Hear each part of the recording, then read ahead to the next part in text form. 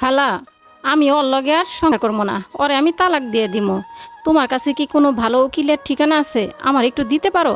কি, তোর জামাইরে তুই তালাক দিবি? শোন, উত্তরপাড়ার রেশমি আছে না, রেশমির কাছে যা। কেন রেশমির কাছে যাবো কেন? তোমার কাছে চাইলাম একটা উকিলের ঠিকানা, তুমি কও রেশমির কাছে যাইতে। আরে গাদি, রেশমি 1 বছর হয়েছে তার জামাইরে তালাক দিছে, তুই ওর কাছে গেলে সবই জানতে পারবি। ওর কাছে যা, যা মা, যা। ওর কাছে গেলে সব কিছু জানতে পারবি। আচ্ছা চাচি, যাইতাছি, যা তাড়াতাড়ি যা। কি রে রেশমি, আরে তুই? হায় হায়, এই কি অবস্থা হয়েছে তোর? গালের মধ্যে কিটা হয়েছে? আরে কিছু না, এটা কাম করতে গিয়া একটা খোসা লাগছিল, সাইরা যাব। তো তুই এদিকে কি লিগা, কোনো কামে আইস? আরে না, আইলাম আর কি তোর একটু দেখতে। কিন্তু তোর চেহারাটা কি লিগে এমন হয়েছে? তুই কি সুন্দর একটা মাইয়া আসিলি, দবদবে সাদা একটা মাইয়া আসিলি, এমন কালির মতো হইয়া গেছ কে? হ, সুন্দর একটা মাইয়া আসিলাম রে, কিন্তু কাম করতে করতে এমন হয়ে গেছি। রোদ্রে থাকি, চুলার পারে থাকি, সব কাম করতে হয় তো, এই জন্য। তুই কি কইতে আইছিলি ক? আরে আইছিলাম তোর কাছে একটা পরামর্শ নিতে। শুনলাম তোর নাকি তালাক হয়ে গেছে। হ, তুই ঠিকই শুনছ, আমি তালাক দিয়ে দিছি আমার জামাইরে।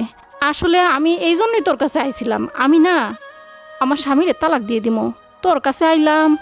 তুই আমার একটা উকিলের ঠিকানা দিতে পারো? তুই যারে দিয়া কাজটা করাইছ ওই উকিলের ঠিকানাটা দিলেই হইব। আরে কি কস তুই? তুই ভাইবা চিন্তা কথা কইতাছ? হ, ভাইবা চিন্তাই কইতাছি। শোন, তুই কইলি না আমি একটা সুন্দর মায়া ছিলাম? হ্যাঁ, সত্যি আমি একটা সুন্দর মায়া ছিলাম। আমার বাপের একমাত্র মেয়ে ছিলাম আমি।